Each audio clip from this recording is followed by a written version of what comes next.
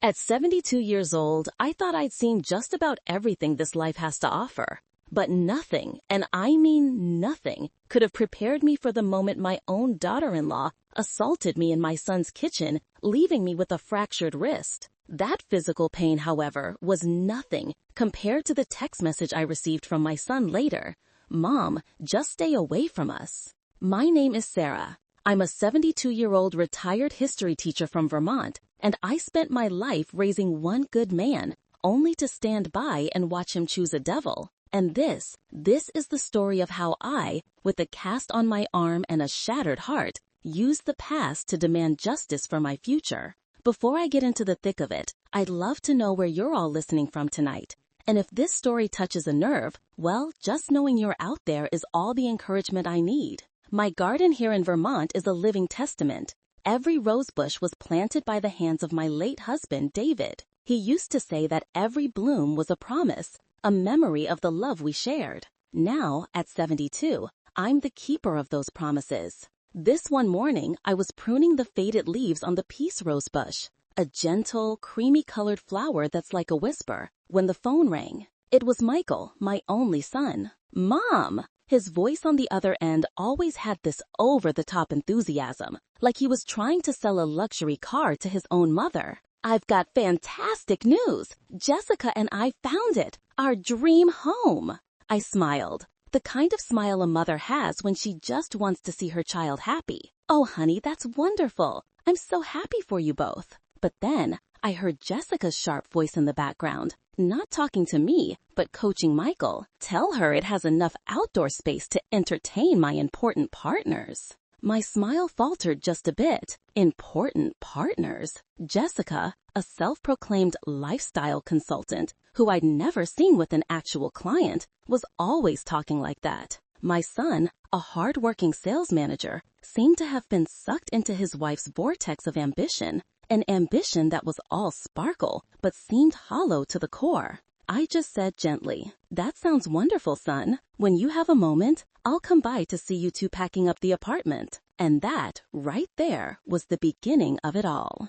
Their rental apartment looked like a showroom in a magazine, clean, polished, but cold.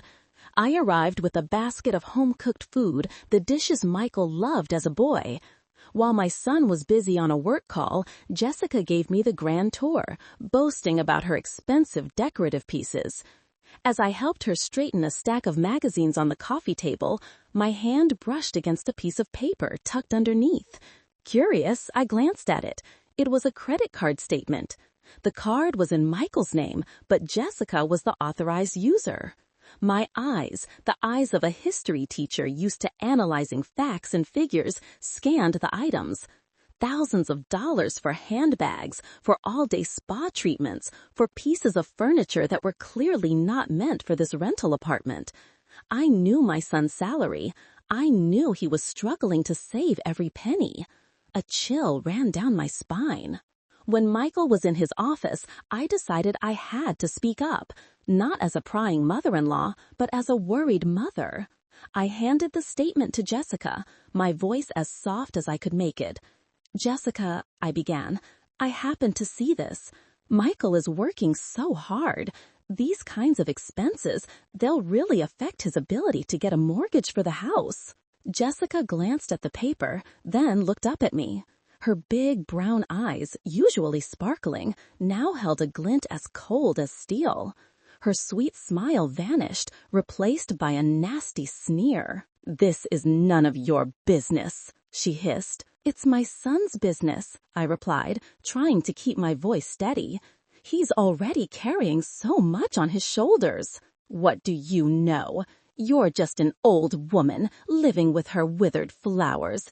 Your time is over," Jessica snarled, taking a step toward me. "Michael will provide for me, and you had better stay out of it." "I'm not trying to interfere. I'm just worried." "What do you know?" She cut me off. Jessica's hand shot out, not a slap, but a malicious shove. The sudden, powerful force sent me backward. I stumbled, losing my balance. In a horrifying moment that stretched on forever, I felt my heel catch the leg of a chair, and my whole body went down. The granite kitchen countertop rushed toward me like a monster. I put my arm out by instinct, and then, crack! A dry, sickening sound echoed, followed by a blinding pain that shot straight to my brain. The agony seared from my wrist all the way up my shoulder, and my vision went dark for a second. I crumpled to the floor, clutching my broken arm, tears streaming down my face from the shock and the pain. "Mom!" It was Michael, shouting from upstairs. I heard his hurried footsteps run to the top of the staircase. I looked up, and through my blurry tears, I saw the silhouette of my son standing there, stunned. But before he could do a thing, Jessica rushed to my side, not to help me up, but to start her performance. "Oh my God! Michael! Mom, are you okay? I told you to be careful. I just mopped the floor. It's so slippery!" she shrieked, her voice thick with fake panic. My son stood frozen up there, a hazy figure separated by a flight of stairs. He looked at me, writhing on the floor, then at his wife, sobbing hysterically. And in that one defining moment, the moment that would redefine our entire relationship, he chose to believe the easy lie rather than face the terrible truth. He didn't come down. He didn't run to my side. He just stood there, motionless. My heart, it seemed, was more shattered than the bone in my wrist. With what little strength I had left, I pushed myself up with my good arm, the physical agony nothing compared to the ache in my chest. I didn't say another word. I quietly picked up my purse and walked out that door, leaving behind my cowardly son and the devil in disguise he called a wife. I drove myself to the emergency room. The nurses looked at my swollen, bruised arm with pitying eyes.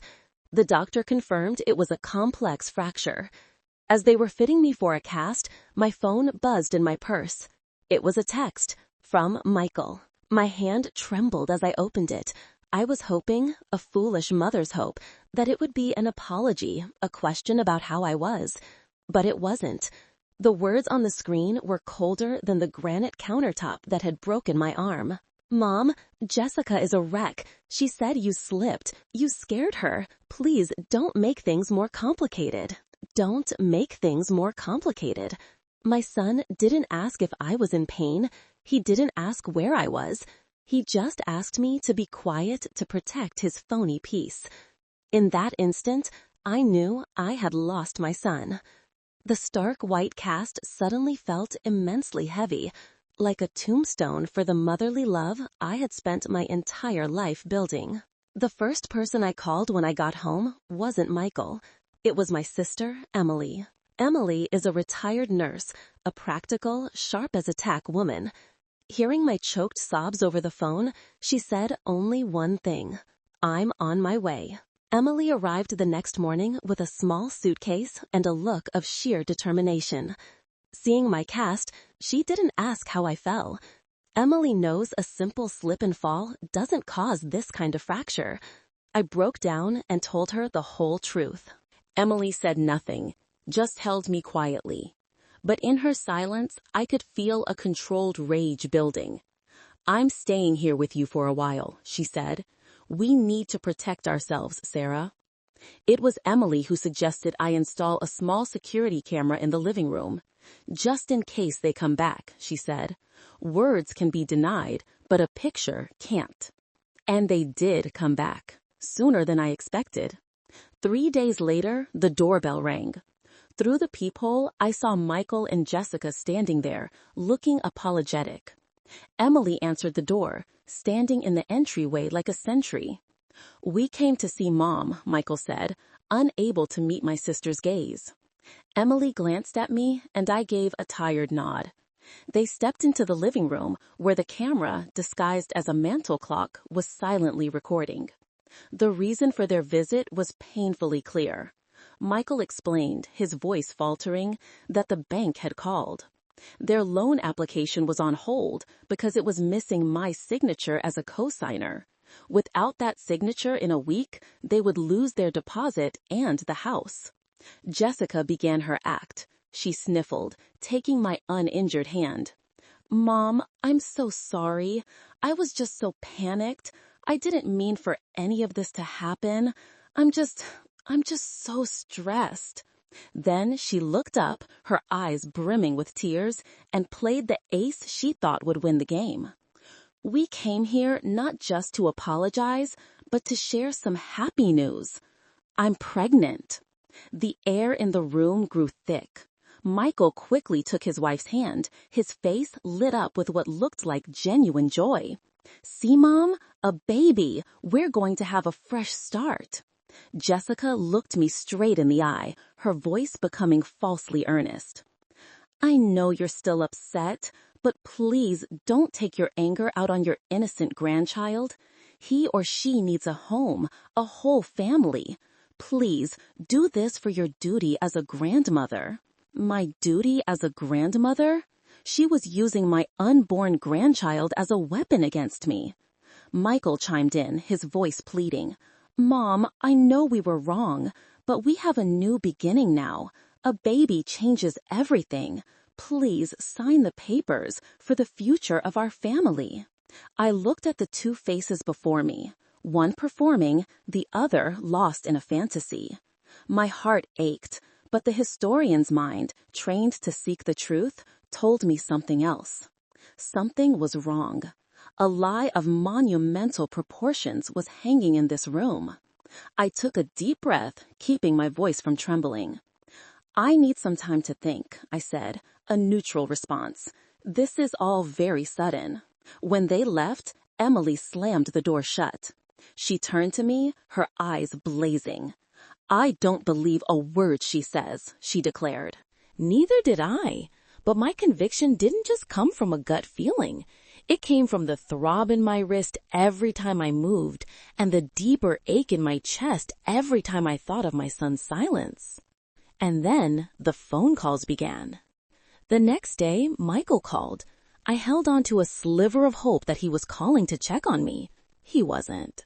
Mom, he said, sounding rushed, have you thought about it? The realtor just called me, said there's another couple very interested in the house. We don't have much time. The pain in my wrist flared.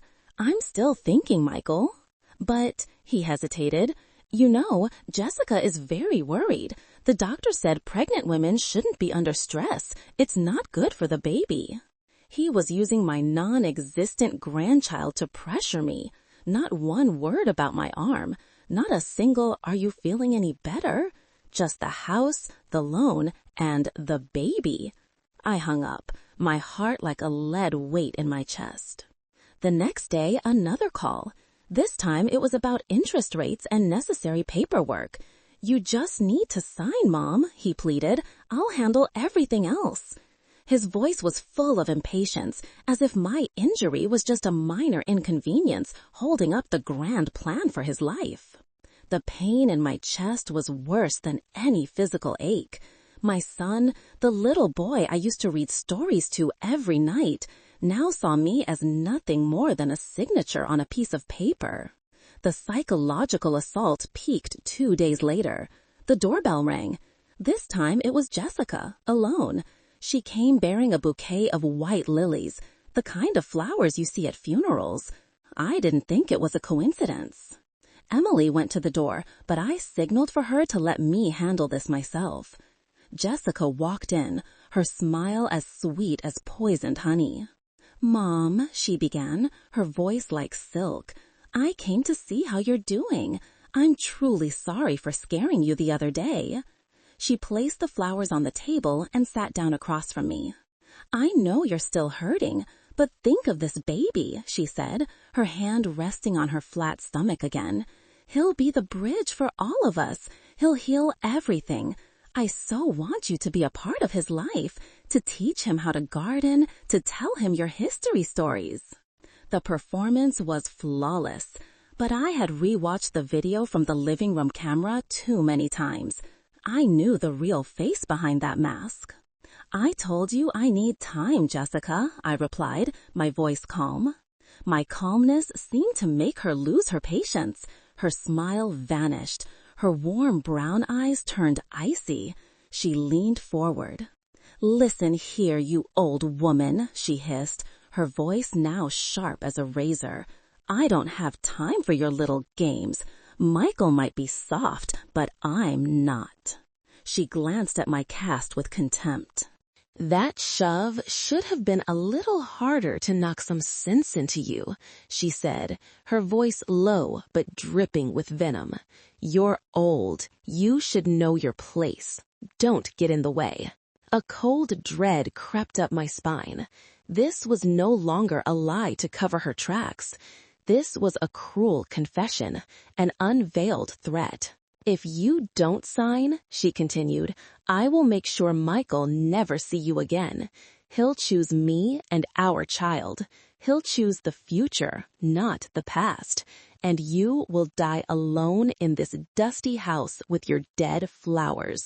With that, she stood up, smoothed down her designer dress, and walked out, leaving me sitting in silence, the cloying scent of lilies filling the room. When the door closed, Emily rushed to my side. "Are you okay? I heard everything."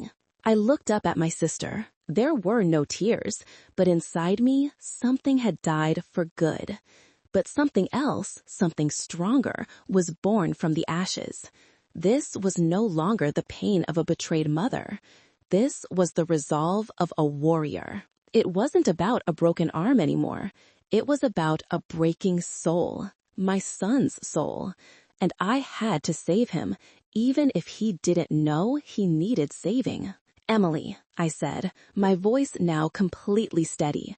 "You heard her. What should we do?" Once, Emily went to their apartment with a basket of organic fruit and a few parenting books. She came back that evening, her face set like stone. "Sarah, I am 100% certain she's lying," she said, taking off her coat. "That girl has no signs of anything. She's still wearing sky-high heels." But the most suspicious thing was when I asked about her obstetrician to recommend a friend, she got all vague, said she was still looking into it. Supposedly 3 months along and still looking for a doctor? I don't think so. That was the last straw. It was no longer a suspicion. It was a certainty. My daughter-in-law wasn't just an abuser. She was a professional con artist. But to fight her, a feeling wasn't enough. I needed proof. "Emily," I said, my voice now stripped of all its earlier tremors, replaced by a cold determination. "I need your help. This arm of mine is still pretty useless. You're better with computers than I am. See what you can find. I'm going to hire an investigator. I just hope to God we're wrong about all this." And so, our investigation began. My little kitchen turned into a war room. I, with my research background, mapped out avenues of inquiry. Public records, old social media accounts, local newspaper archives. Emily, with the patience and precision of a nurse, was the one on the front lines. She sat for hours in front of the computer screen, the keyboard clicking away, her eyes narrowed in concentration. The first few days yielded nothing significant. Jessica Adams seemed to have a past so clean it was suspicious. No bad credit in her name, no criminal record. "It's too clean," Emily muttered, "like a blank slate that was deliberately created." And that was the clue. It was a turning point. Emily started searching through name change records, and then she found it. Jessica Adams used to have another name, Jessica Thorne. But stranger still, she had another name before that, her birth name. She had changed it twice. "Got it," Emily exclaimed, her voice a mix of excitement and horror. "Jessica Thorne, Arizona." With a new name and a new location, the door to my daughter-in-law's dark past swung wide open. Emily found a series of old articles from a local paper in a small town near Phoenix, Arizona. The headlines sent a chill down our spines. "Tragic death of wealthy businessman. Questions surround house fire."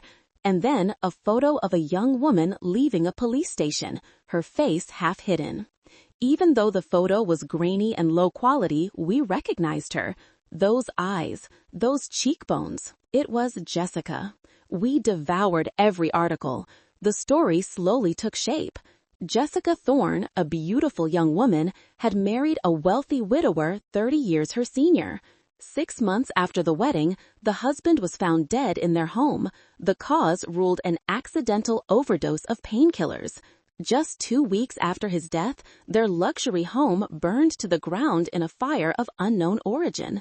Jessica, the sole heir, received a massive insurance payout and vanished from town shortly after. The late husband's family had demanded further investigation into both the death and the fire, but the police couldn't find enough evidence to press charges. "My God," Emily breathed, leaning back in her chair. "This girl is a viper, Sarah." "We need more," I said. "These articles aren't enough." The following week, Emily and I were on a flight to Phoenix. We rented a car and drove to the small, dusty town where Jessica's past was buried. We told people we were writers working on a book about unsolved cases in small towns. The first person we met was the retired sheriff who had handled the case. A man with a firm handshake and eyes that were still sharp, he received us on his porch. "The Thorne case?" he said, squinting into the distance. "I never felt right about that one. That young wife, she was too calm. Not a single tear. All she talked about was money and insurance. But we had no proof. The death looked like an accident, and we couldn't find any trace of accelerants in the fire." "My God," Emily breathed, leaning back in her chair. "This girl is a viper, Sarah." "We need more," I said. "These articles aren't enough." The following week, Emily and I were on a flight to Phoenix. We rented a car and drove to the small, dusty town where Jessica's past was buried. We told people we were writers working on a book about unsolved cases in small towns. The first person we met was the retired sheriff who had handled the case. A man with a firm handshake and eyes that were still sharp, he received us on his porch. "The Thorne case?" he said, squinting into the distance. "I never felt right about that one. That young wife, she was too calm. Not a single tear. All she talked about was money and insurance. But we had no proof. The death looked like an accident, and we couldn't find any trace of accelerants in the fire." Our most important meeting was with Mrs. Henderson, the late husband's sister. She was an old woman now, living in a modest home. When we told her why we were there, her eyes lit up with a simmering pain. "That she-devil," she hissed. "She seduced my brother. He was lonely after his wife passed, and she took advantage of that. She controlled everything, his money, his medication. My brother had a heart condition, had to take painkillers regularly. I've always believed his death was no accident. I think she gave him the overdose." She recounted how quickly Jessica had liquidated all the assets, sold family heirlooms, and disappeared. All she cared about was money. It was always about the money. Mrs. Henderson's testimony, combined with what the sheriff had told us, painted a complete portrait of the real Jessica, a cold-blooded predator who preyed on lonely, wealthy men. On the flight back to Vermont, I didn't say much. The evidence was there, clear and terrifying. But I still needed one final piece, something undeniable to shatter the lie about the pregnancy. Back home, I called a private investigation firm a lawyer friend had recommended. I made my request short and to the point. I need you to verify if a woman named Jessica Adams has had any prenatal appointments at any hospital or OB/GYN clinic in this state within the last 3 months. Be discreet and be quick. 5 days later, a manila envelope arrived. Emily and I opened it together. Inside was a short report. The final line was in bold print. After a comprehensive check, we can confirm the subject, Jessica Adams, has no medical records pertaining to prenatal care at any registered medical facility in the region. I put the paper down on the table. Emily looked at me, her eyes waiting. "What now, Sarah?" she asked. I took a deep breath. The clean Vermont air filled my lungs, carrying with it an iron resolve. All the pieces were in place. I had her criminal past, her deceptive present, and irrefutable proof. "Now," I said, my voice chillingly calm, "I believe the time has come." I chose Sunday for my party. Sunday is a day for family, for church, for truths to be laid bare in the light of day. I told Michael I'd had time to think that a new baby was indeed a blessing that could heal all wounds. I said I wanted to host a small, cozy dinner to officially announce the good news to our closest relatives, and also to discuss the future, how I would help them buy that house. Michael was overjoyed. He thought his patience had paid off, that his mother had finally seen reason. Jessica on the phone was sickeningly sweet. She thought she had won. She had no idea she was walking into a courtroom where I was the judge and our family would be the jury. My guest list was small, just me, Emily, Michael, Jessica, and my 2 cousins, John and Peter, with their wives. They were the ones who'd watched me raise Michael on my own, who understood my sacrifices. Their presence was necessary. The party took place in my dining room, at the old oak table David and I had bought on our honeymoon. I cooked my best dishes and set the table beautifully. The atmosphere was, at first, artificially cheerful. Michael and Jessica played the part of the happy, expectant couple to perfection. Jessica wore a loose-fitting dress to hide her flat stomach, her hand constantly resting on it protectively. She spoke at length about her morning sickness and the baby's first kicks. Every lie was a small knife in my heart, but I kept a placid smile on my face. When dessert was served, I knew it was time. I tapped my glass gently with a spoon, getting everyone's attention. "Thank you all for being here today," I began, my voice warm but heavy with intent. "We're here to celebrate a new chapter for our family, the coming of a new generation." I turned to Jessica, my smile never wavering. "Jessica, dear, the whole family is so excited. Could you show everyone the first ultrasound picture of the baby? I'm sure it would be the most wonderful gift for everyone here." The room fell silent. Jessica froze. The smile stuck on her face. She blinked rapidly, her mind clearly racing to invent a new lie. "Oh, I must have left it at home," she stammered. "I didn't think to bring it today." "What a shame," Emily chimed in, her voice dripping with fake sympathy. "But I'm sure you remember your doctor's name. Sarah wanted to send a thank you basket to the clinic for taking such good care of you and her grandbaby."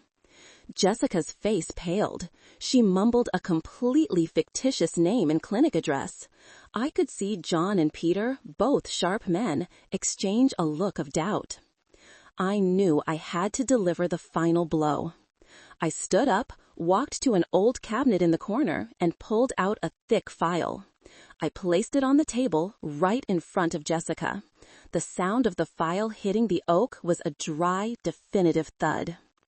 "Perhaps because you've been so busy preparing for motherhood, you've forgotten a few things," I said, my voice now as cold as ice. "Just like you've forgotten the name Jessica Thorne from Arizona." The name hung in the air. But contrary to what I expected, Jessica didn't panic. She frowned, tilted her head, and feigned a disturbingly genuine confusion. "Jessica Thorne?" she repeated. "I'm sorry, who is that? I don't know anyone by that name."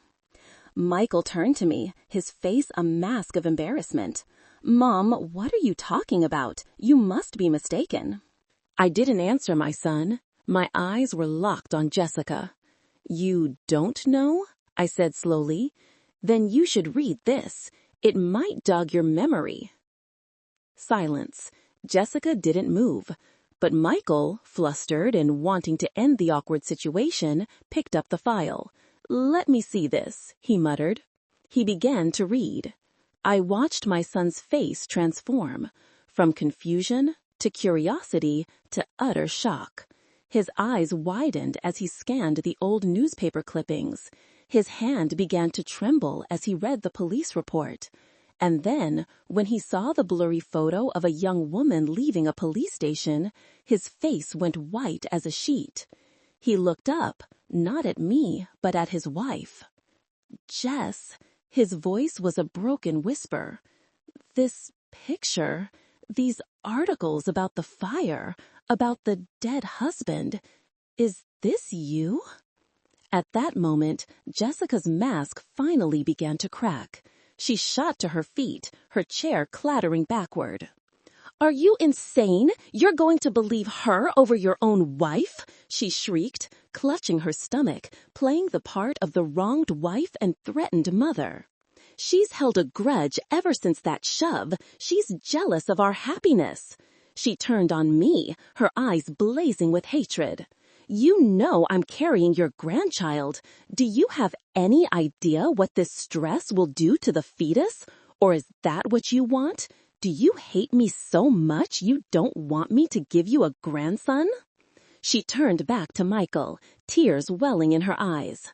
"Michael, look what your mother is doing. She's trying to kill our baby. You have to protect me and our child. Believe me." Michael was completely shattered.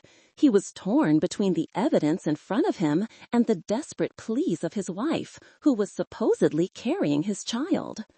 But then, a calm, sharp voice cut through Jessica's performance. It was Emily. "There's no baby to harm, Jessica," my sister said. She placed another sheet of paper on the table, right next to the Arizona file. It was the private investigator's report. "This is a report from every hospital and OBGYN clinic in the state. There's no record under the name Jessica Adams, no appointments, no pregnancy." If the Arizona file was a knife, this report was the fatal thrust. Michael stared at the paper, then looked up at Jessica, his face contorting with pain and rage. His last hope, the reason he had blindly ignored everything, had just evaporated. You were lying?" he stammered, his voice hoarse. "The whole time? The pregnancy was a lie, too?" Cornered, stripped of every lie, Jessica stopped acting.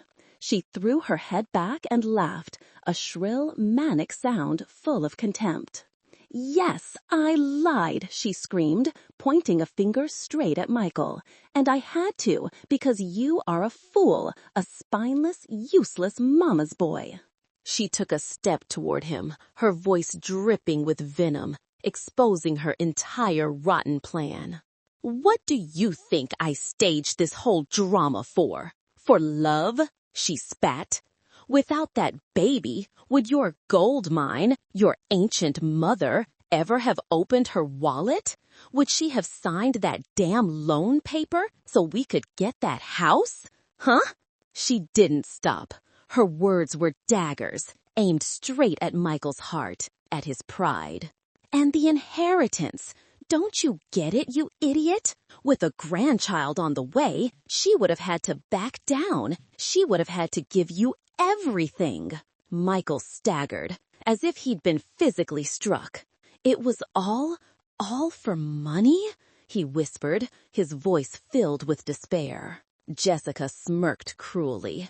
And then she delivered her final blow, one meant not only to destroy herself, but to drag Michael down with her. "Don't you dare play innocent," she hissed. "Wasn't it you who agreed to my plan? Why act all righteous now?"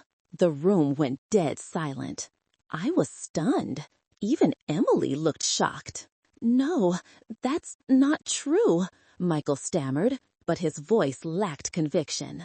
Jessica saw his hesitation and attacked his weakness. "Isn't it? Weren't you the one who said, 'I wish Mom would just help without asking so many questions'? Weren't you the one who whined that your mother was too controlling, that we deserved that money?" She turned to the whole room, like an actress on a stage. "I had to do it because you're a coward. I just did what you always wanted to do, but never had the guts for. You wanted that inheritance just as much as I did. You just didn't have the nerve to take it. So don't you dare play the victim now. You're no different from me." That accusation was crueler than any lie. It cast a terrible doubt over everyone. It forced Michael to confront the fact that his weakness was not innocent. He had his own greed. He just didn't have the courage to act on it. And in that moment, Michael's devastation transformed into something else. A wave of self-loathing, and then a rage that erupted from the ashes of his self-respect.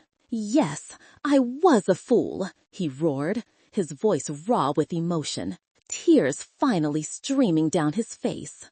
"I was weak. Yes, I complained. I wanted an easier life. But I never agreed to this. I never wanted to deceive my mother like this." He took a step toward Jessica, and for the first time in his life, he looked her straight in the eye without a trace of fear. "And you? You're not just a liar. You're a monster. You use everyone. You twisted my weakness into a weapon to attack my own mother. You are heartless. How dare you?" Jessica lunged at Michael, her fingers spread like claws, ready to scratch him. But Emily was ready. She wasn't a frail old woman. She'd been a nurse her whole life, used to handling out-of-control patients. Emily blocked Jessica firmly and powerfully. "That's enough," she growled. At the same time, she gave John a signal. John, who had been watching everything quietly, took out his phone. He had been briefed. He dialed 911. "There's an assault in progress at this address."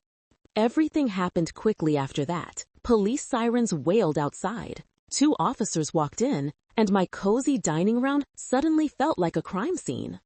Emily calmly handed them a USB drive containing the security camera footage of Jessica admitting she pushed me. "This is evidence of an assault that occurred 3 weeks ago," she said. "And today she became violent again." Jessica was handcuffed. She was still screaming, cursing, but no one was listening anymore. As they led her away, Michael sank into a chair, put his head in his hands, and sobbed like a child. The party was in ruins.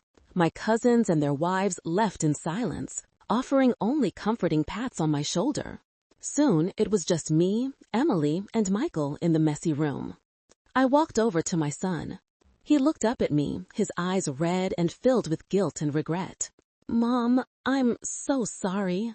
I didn't respond to his apology. Words were too late. I placed a key on the table, the key to the apartment that was still in my name. "You have 1 week to clear your things out of that apartment," I said. "After that, you're on your own." I turned and walked away, leaving him alone with the ruins he had helped create. Emily came to my side, and together we started to clean up. The clatter of plates, the sound of water running from the sink, the ordinary sounds of life, but today they sounded like a bell tolling the end of one chapter and the beginning of a new one.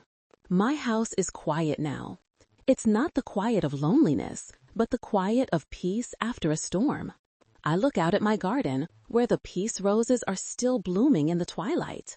Justice, like those roses, sometimes has to endure a storm before it can bloom.